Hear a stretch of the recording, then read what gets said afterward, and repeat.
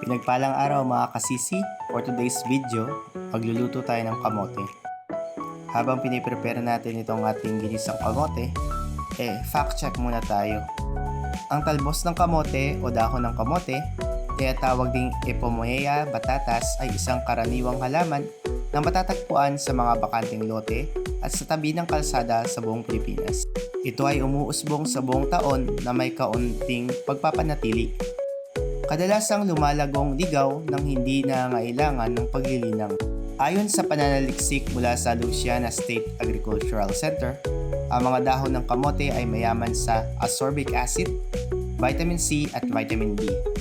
Gayunpaman, nagbibigay din sila ng maraming iba pang mahalagang nutrients kabilang ang vitamin A, vitamin K, beta-carotene, B6, thiamine, niacin, zinc, riboflavin, iron, folic acid, calcium at protein.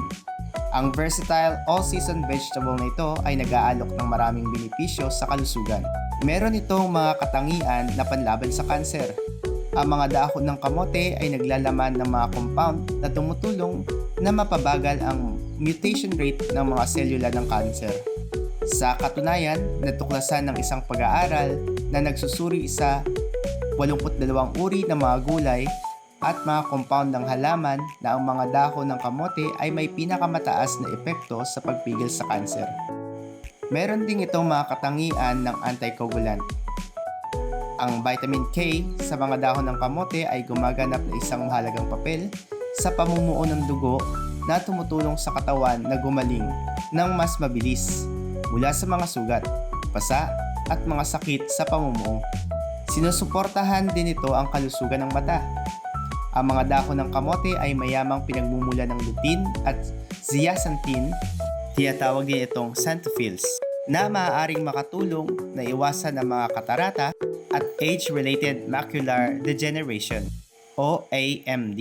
Naprotektahan din ng lutein, isang antioxidant, ang mga kalamnan ng lens ng mata mula sa oxidative na pinsala, isang pangunahing sanhi ng mga katarata na nag-uugnay sa edad. Meron din itong mga benepisyong antibacterial. Ang mga extract mula sa lyophilized sweet potato leaf powder ay nagpapakita ng antibacterial properties. Bukod pa rito, ang mga katas ng tubig mula sa mga dahon ng kamote ay natagpuan na pumipigil sa paglaki ng mga nakakapinsalang bakterya na dala ng pagkain, kabilang ang pathogenic E. coli, Staphylococcus aureus, Bacillus cereus. Nakakatulong din ito sa kalusugan ng buto. Vitamina K sa mga dahon ng kamote ay nakakatulong na mapanatili ang mga antas ng calcium sa mga buto na nababawasan ang panganib ng osteoporosis o pagkawala ng buto, napapababa ng mga pagkakataon ng pagkabali, lalo na sa mga babaeng postmenopausal. I-follow nyo naman po at i-share ang video nito para maraming makalam. Peace out!